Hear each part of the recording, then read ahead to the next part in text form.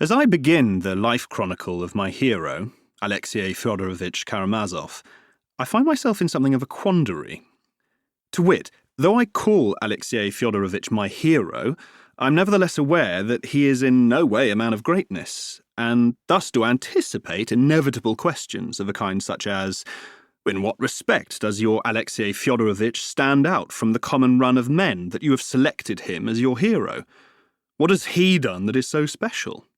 Who has ever heard of him, and for what reasons? Why must I, the reader, expend my time in the study of the facts and events of his life?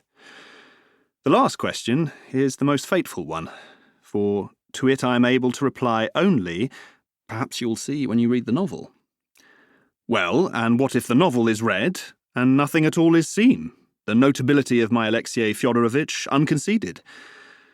Thus do I put it, as I regretfully anticipate that it will be so. For me, he is notable, but I decidedly doubt whether I shall be able to prove it to the reader. The problem is that while this man is perhaps an activist, his status as such is vague and unclear, though in fact it would be strange in times like ours to demand clarity of men. One thing is perhaps fairly beyond doubt. This is a strange man, an oddity, even. But strangeness and oddness are sooner a cause of harm to their possessor than any guarantee of attention, particularly in a time when all are striving to unite the details of existence and to discover at least some kind of general meaning in the universal muddle. For in most cases, an oddity is a detail and an isolated instance.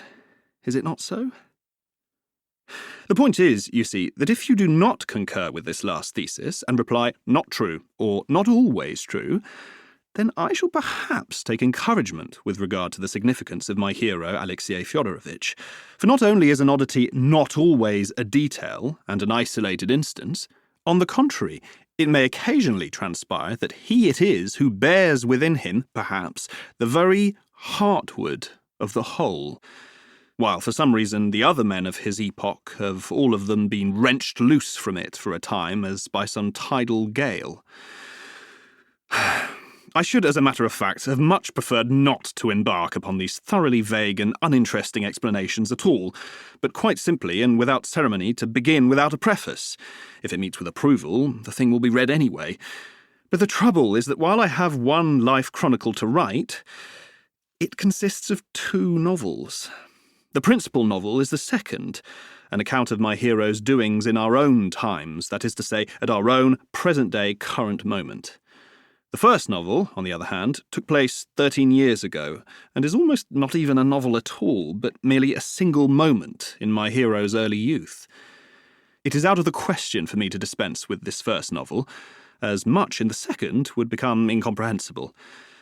But in this fashion, my original predicament is rendered the more complex, for if I, the biographer himself, that is to say, consider that even one novel might possibly be excessive for such a modest and ill-defined hero, then what do I think I am about in appearing with two? And how is such presumption on my part to be explained? At a loss in the attempt to solve these problems, I've determined to pass them over without solution. The sagacious reader will of course have long ago divined that this is the point to which I've been coming from the very outset, and has merely been irritated with me for wasting fruitless words and precious time. To this, at least, I shall deliver a precise reply. I have wasted fruitless words and precious time in the first instance out of courtesy, and in the second out of stratagem, as if to say, well, I did give you some warning. As a matter of fact, I'm even glad that my novel should of its own accord have broken itself into two narratives, in spite of the essential unity of the whole. Having acquainted himself with the first narrative, the reader may then himself decide whether it is worth his while to begin upon the second. Of course, no one is obliged in any respect whatsoever. Anyone may cast the book aside after only 2 pages of the first narrative, never to reopen it. But then again, there are, after all, such scrupulous readers as will wish to read the book to its end in order not to err in their dispassionate judgment, as, for example, all the Russian critics.